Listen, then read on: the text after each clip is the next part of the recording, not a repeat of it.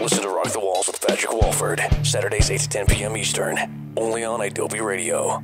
You're listening to Rock the Walls here on Adobe Radio. I'm your host, Patrick Walford. Right now we are joined by a band. They're going to be dropping their album, Truth and Purpose, this upcoming Tuesday on Sumerian Records. We are here talking with the Breather Drummer Morgan Wright. Morgan, how's the tour been going so far, man? It's been unreal. This tour has blown all my expectations out the water. It's been a great tour to be a part of, and we're blessed to be on the road with such great bands and such great dudes. So, you know, I'm enjoying every minute of it, man. Yeah, definitely, for sure. And I mean, just getting the opportunity to tour with a band like August Burns Red, you know, as far as you just think about Christian metalcore bands, they're, you know, by far the biggest at this point in time. So I mean, for you guys to be able to have the opportunity to have them pick and choose you guys, I mean, how much does that really mean to you guys? It means a lot. I mean, that means the world to us, because, you know, we look up to them as musicians and as a band in general. So it's like, you know, for them to want us to be on the road with them, it says a lot to us personally, and as a band, like, you know, I feel like we can do anything after this, you know. That's how I feel, because they're such a big band, and it's so great that they like put us in the running for being on this tour. So we're blessed to be a part of it. Yeah, definitely. Now, as far as things go with your new record coming out, Truth and Purpose, for you guys, this brand new album, I mean, this is really, when you think about These Are My Sins and moving forward, this is really a big step forward for the band. I mean, you know, he's singing as well as screaming on this album, which wasn't on that album in particular, but there's a lot of other elements. So I mean, for yourself and for the rest of the band, where did it really begin for you guys when it came to writing Truth and Purpose? I mean, it hasn't even really been like 14, 15 months since These Are My Sins dropped. So I mean, for you guys to head back in the studio so soon and change things up the way you guys did, what was really the decision and the motive behind it for you guys? Yeah, we basically just wanted to be a more diverse band and offer something more to our sound than what These Are My Sins captured. You know, that was one-dimensional record, and it was just like straightforward, like in-your-face heavy record. And I think it was a great first release for us, but you know, this CDR sound matured a lot more, and it has a lot more to say, and like you can hear that in the music, you can hear it in the vocals. You know, we brought back singing. We sang before, actually, on like our first EP ever that we put out, and you know, we just decided as a band we wanted to add singing to the mix again, and I think it worked out for the better. I love the songs that have singing on them, and I'm glad that aspect's in our band, or back in our band now. So it's working out for the better for us. Yeah, definitely, for sure. Yeah. Now, one track in particular on the album that you wrote yourself was the track Mentalist. I mean, just the entire story behind that track, I mean, you explained it to me before as it being, you know, a song just about an underground Christian movement, wanting to kind of change things. I mean, you know, in today's world, you know, Christianity today is kind of, there's so many different views that people have on it, as far as a lot of people think that Christianity is, you know, the extreme left-wing people who, you know what I mean, whereas there's other bands, you know, bands like you guys, all these bands touring out there who are doing it to spread the message and do it for the right reasons. So I mean, for you in this day and age, and being a Christian band, I mean, what does it really mean to you, knowing that there's just so many other bands out there, especially Christian bands, kind of trying to spread the exact same kind of message around? Well, I think it says a lot. You know, our generation's in a time where like we need like motivation and we need help, like to realize that, you know, there's a change coming, and like our generation can be that change, and we can rise up, just like the song Mentalist is talking about.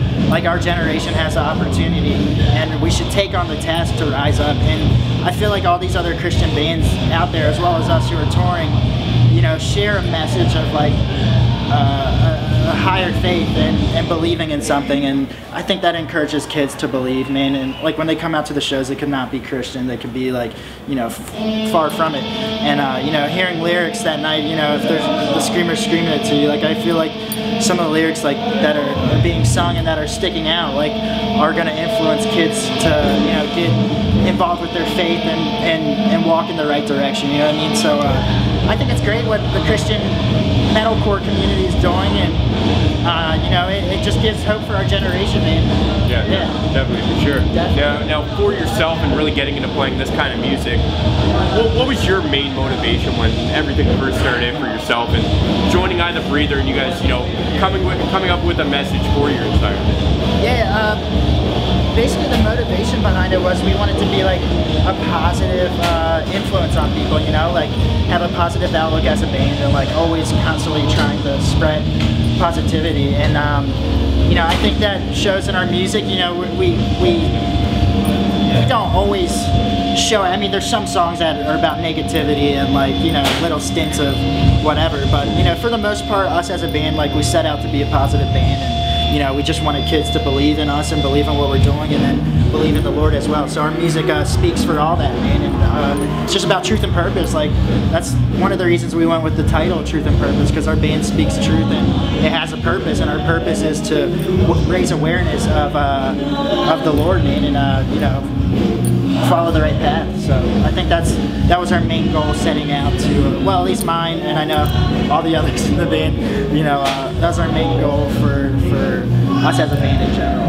Yeah, definitely, for sure. Yeah. Now, as far as things go with you starting out as a band, I mean, myself, this past week has kind of been my first ever tour going across the province of Ontario. So I mean, for yourself, can you remember back to the first ever I the Breather tour and exactly what it was like, whether it was, you know, a 4 or 5 day weekend run or, you know, a 2 or a 3 week thing? Well, our first official tour was Scream the Prayer in 2009, I believe. And dude, it was a hard tour for us. We learned a lot about each other, and it's just a growing experience. You know, we set out for like 2 months, and you know, being a band that's never toured before, going into a 2-month tour, that's going to test you personally, and like you're around the same group of dudes like constantly, so it's like, you know, you had to dig deep and like really call on somebody, and you know, all of us like prayed and we got through it, and I think that tour like structured us as a band and like helped develop like who we are today. And that tour, it was a fun tour, but it was rough at the same time, just because it was our first tour and it was so long,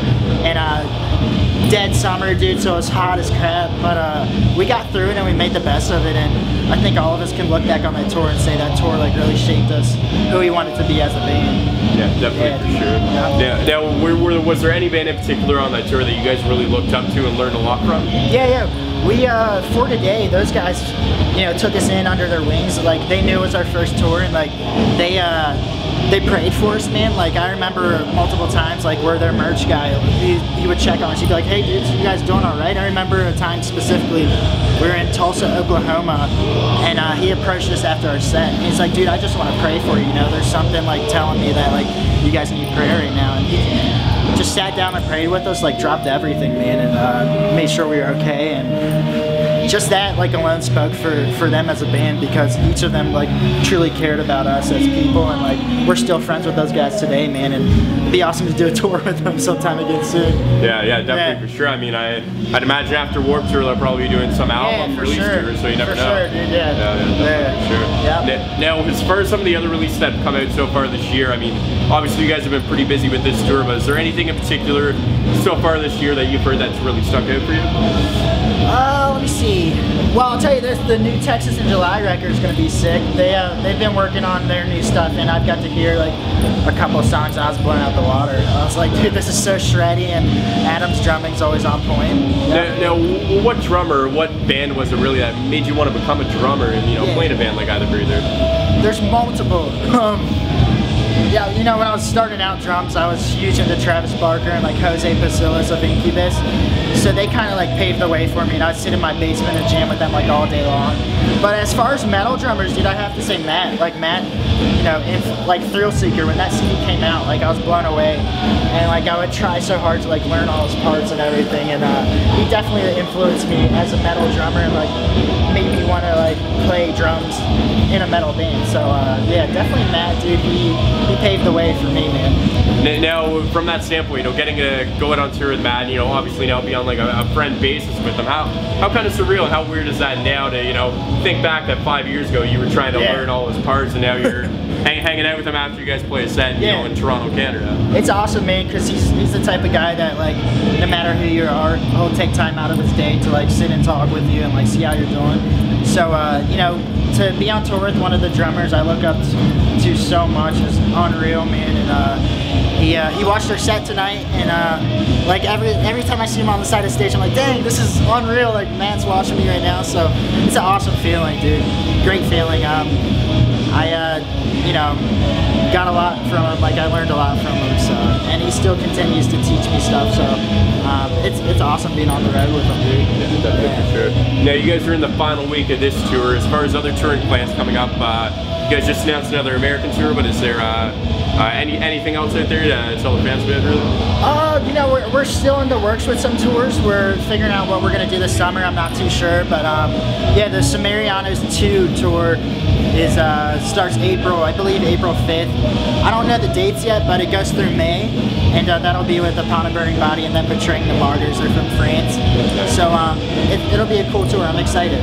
Yeah, very excited. Sure. Yep. Now, from the standpoint, I mean, with you guys not really knowing what you're going to be doing this summer yet, I mean, as a band, how difficult is it now with, you know, festivals like Warped Tour and Mayhem Fest, and even to an extent with you guys being a Christian band, Scream the Prayer, and now tours like All Stars Tour that Sumerian and Pantheon has started. I mean, as a band, if you don't get on those tours in the summer, I mean, does it kind of feel like if you aren't getting on those tours in the summer, unless you're touring with a band like a Prado or an August Burns Red, that, you know, you might maybe it's best not to expect the biggest crowds on those tours almost? Most definitely, man. Like, because those are the hit tours. Those are the tours you want to be a part of.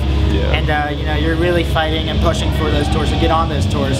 So, you know, if something came up where, like, you didn't get on one of those tours, it's like, we'd rather be doing something else, you know, do one of the festival style tours, because that's great exposure. It gets your name out there, and, you know, Scream the Prayer helped us a bunch, and I'd love to be a part of the All Stars tour though, man. That'd be great. But Warped Tour is definitely the main goal for any band, you know what I mean? So I guess that's like one of our main goals as a band, is to get on Warped Tour someday. Yeah. But yeah, for sure, man. And then just, you know, being from the Baltimore area for you guys, I mean, we talked a bit about it a couple months ago, you know, to have stuff like Ice Jam happening every single year, and it really seems, just from knowing a couple of local bands, you know, like And It Must Occur, bands like that, you know, local bands really pushing the heavy scene. You guys are kind of at the forefront right now. Well, what's that really like for you guys as a band? It's a great feeling, man, because you have the support from your hometown, and you have the support from all those local bands who play there as well. So, you know, whenever we go home, we can expect a great show and expect big things to come of it. Like, we love playing at home. It doesn't get to happen too often, but it's awesome to be a part of a scene where, like, you can go home and know like, great things are gonna come of it. So yeah, definitely. Yeah, Baltimore's a great place, man. It was run by pop punk for a while. Like, All Time Low's from there, great friends of ours, but you know, the metal scene didn't like really have too much. Like, we had like Trapped Under Ice, I believe, are from there, and then like Ruiner, and so it's like kind of hardcore, but like as the metal scene goes, like basically us. So it's awesome, man. It's great. Yeah, definitely, for sure. And I mean, it's also, I know with a lot of towns too, it's kind of, once a band gets big and gets signed for some of these towns, it's almost cool to hate some of these bands. Exactly. Like, which is super weird. So I mean, for you guys to have so much love in your hometown, I mean, it's got to be a great feeling. Well, there's haters too, man. There's always going to be haters. So Now, from that standpoint, you know, you guys obviously, you know, growing up as a band in that area, was there?